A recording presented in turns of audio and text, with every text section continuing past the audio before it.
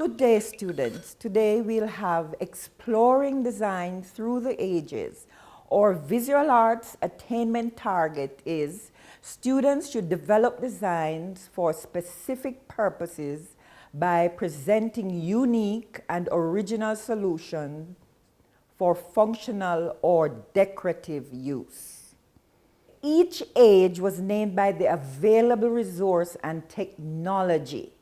For instance, today you hear them talk about that we are in the digital or the information age. But the first age, which is Stone Age, was named because it was only stones and sticks available.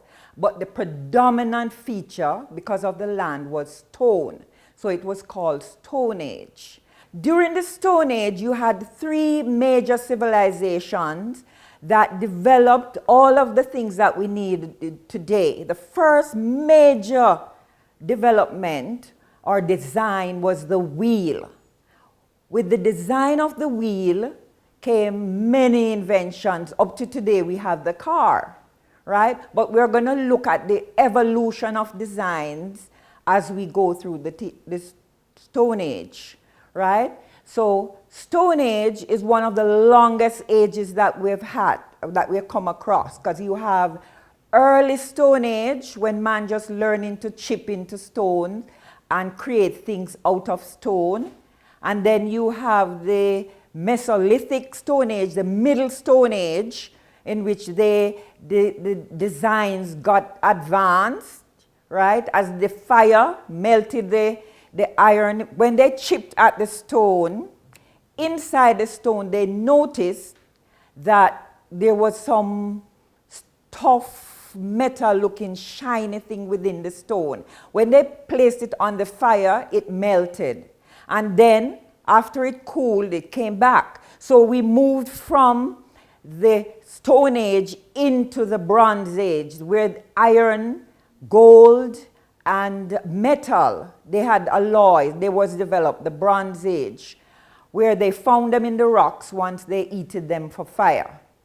And then we had, so in Egypt now, the first tombs were from stones, and then we noticed that the tombs and the coffins, they were metal, right? The bronze metal. Some were gold. If they were pharaohs, it was gold. If it's not a pharaoh, then you have the iron and the bronze, well polished. And then we move on. So you have three distinct ages in the Stone Age: the early, middle, and the new Stone Age, which went over into the Iron Age. So the Egyptians, they built the pyramids, they're known especially for the tombs, the coffins, and houses. And then the Greeks, they're known as what they brought to the stone, the marbles. They believed in a lot of gods. And they felt that if they didn't carve these images of people, of the gods properly, they would get a curse on them. So they brought measurement in terms of balance. They put balance, all the principles of design was developed by the Greeks to let the images of these persons and places look good. So we hold them three columns that we now look at today, because no other civilization has taken us to the columns. We have used other technologies to develop the columns, but we have three distinct columns from the Greeks that they built to hold up houses, because a lot of the houses during that time were built with columns, just a lot of columns, and the temples, places of worship, right? If you can remember the Bible, in the Bible, when they were going to sacrifice to the Lord, they would just use the pure stone. But as we moved over into Greece, their designs were perfect. They developed the mathematical solutions to make things balanced, make designs, I can't remember, the designs balanced. And then we move on to the Romans, right? We'll show you the Romans who gave us roads. They were the ones started with the stone breaking, and they wanted to capture the world. And their images, they refined the Stone Age and the Metal Age. Again, they had many gods. So the main purpose of designing was the house of worship and the gods, right, coming through the ages. So they refined it. They wanted to capture the world, so they built roads moving from one place to the other of stone. And then they built chariots. They designed chariots, and they came with a lot of swords and things of metal, moving from the Stone Age to the Metal Age, where they designed swords because they like to fight. And if you notice some of the Greek images, those lovely marble statues, they would go and try to capture the Greek islands. So what they do, they would chop off some of those marble heads. If you notice, when you look, you will see that some of the statues and the sculpture, they are headless, harmless, footless, and so on. An interesting one is about the Nike design, which we're going to examine. The design on the track shoes, the Nike, there is an image of a god that design came from, because the Romans cut off the wing of the Greek god. It had one arm. If you look at the design of the Nike, you realize that it's like a chicken wing. What they did was to cut off one during war, and then they loved it, and then it was a goddess of speed. So designs from then inspire designs now. So your track shoes, that is called Nike. It's really named from a Greek god. But because one of her wings was cut off, they have the one left, and modern day designers determined to put it in, and it's still the goddess of speed. So we want you to look at some of these designs and see how from the first Stone Age, early man, they're still influencing modern day designs as we go through, right? So we'll spend some time looking through this, and then we compare and contrast the images and to get to where we want to. Okay, now we move into the industrial age, right? It is said that we're in the fourth, maybe the fifth industrial age.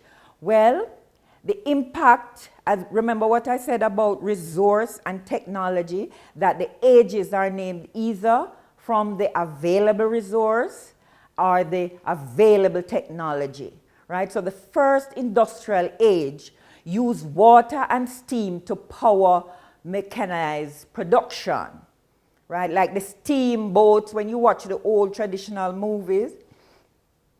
And again, we owe the Greeks for the boats and the ships. They were the first, even up to today, they are the great shipbuilders of the world. So they powered those steamships by water and steam. The windmill moved the water or influenced that design. And that was the first industrial age where everything in terms of production was used water or steam to generate power. Then we move into the second industrial age with electrical power, because from the water they noticed that they could generate power. So the second industrial age used electric power to create mass production. This is where we have the line production, things going down on the line, where production things are designed and they can make replicas of them fast, and it moves from one stage to the other on the production line. The third used electronics and information technology to automate production. So you see, we're coming up into the digital age, where the third industrial age used electronics and information technology to automate production. Can you think of any where we moved from the line where the electric just taking the things down the line, like when You go to the chicken factory and you see them moving onto the line, and that's production. You go to D&G and you find it's the same thing. Bottles going down and being filled, and that's the line. But after that now, you have, how do you think information technology automates production? Information, we're going now where we say information is at your fingertips. The computer was designed, right? And we tend to make the mistake when they ask is, what is technology? What's the difference between technology and resource? Resource is actually the tool, like the computer is the resource, right? But the technology that the computer gives, what the computer does, the job of the resource is what we call technology. So you have the computer, which is the resource. If you don't touch it, technology doesn't happen without you and I. If you don't touch the computer and turn it on and ask questions through your fingertip by pressing the letters, it doesn't work. And that's a technology. It uses automated technology. So that's a third, where electronic and information sort of moving production along, because we have more information at our fingertips. It is said that we're in the fourth industrial age, which this is a revolution fusing technology, the physical, the digital, and the biological to deliver information in speed-breaking time. Right? The scope, and this is the whole world now, where you have the AI, and what's that again? Artificial intelligence.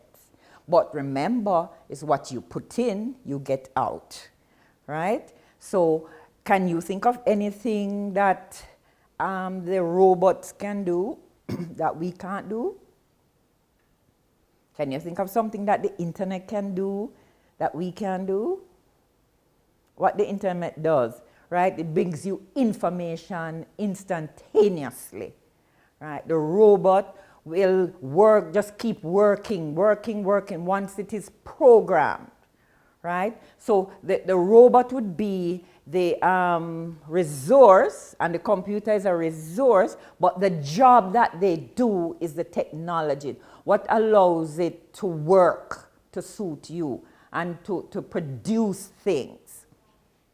So we'll be looking through, and as we come up to the industrial age, so what you're going to do is to look at the three civilizations, and you're going to categorize, make a chart, and to say what they gave us.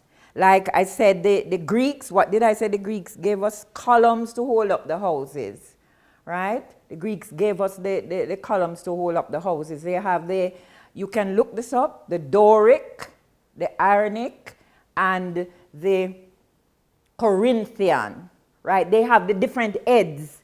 As you see in this picture that you're looking on, you'll see the crowns. You can tell the different columns by the crown. And as you walk around in the world, even in Jamaica, you will notice that the houses that we hold dear, they use these columns because it's a mark of a status. Even the architects, most companies that design houses, that's what they use. They use the columns. They choose one or they use all three to identify themselves, because those columns are status symbols. Now, quite a few persons have them, right? So you will be able to recognize them from looking here, because designs were influenced by those people in the past. And then, you remember in the Bible, where they said the stone that the builder refused is the head cornerstone, becomes the head cornerstone. We hold that saying that was in the Roman time, because you remember the Bible was written, the New Testament was written during the Roman existence. And that's where that saying came from. The stone that the builder refused become the head cornerstone. Well, we owe the Romans the arches, those stone arches, and you can look at it, and I'll show you here in the picture, the stone arches. But if you look in the middle of it, there's a wedge, there's a rock, that is like a piece of cheese. Normally, when they're building, the Greeks, they don't want that because they believe in perfection. Everything has to be mathematically worked out. Every design is carefully planned mathematically and balanced.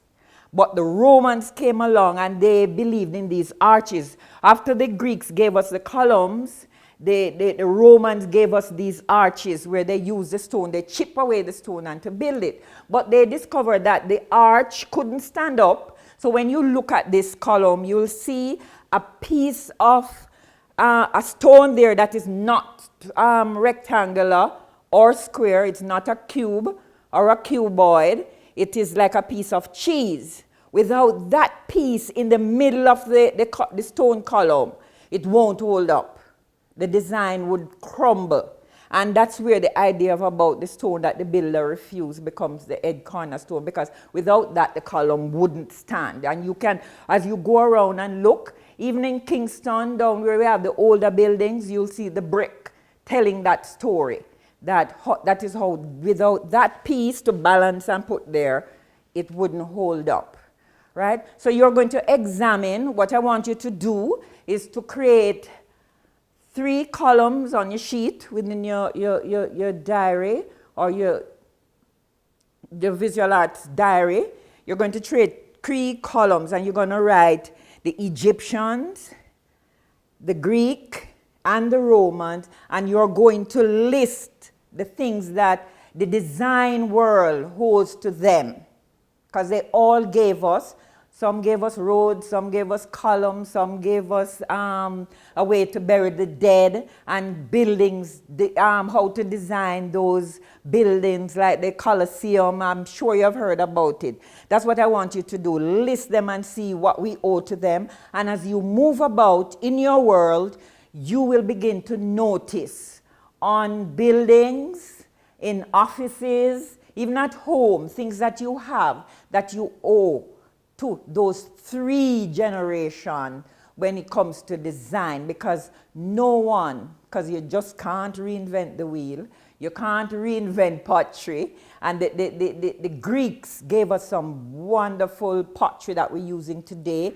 even though a lot of them are status symbols and we only use them as art, but in those days they were utilitarian items, functional and used. So have fun as you explore these 3 traditions, cultures, and what they gave to the world today, moving from Stone Age into what's today called the digital age, the different ages in which we live. And remember, I said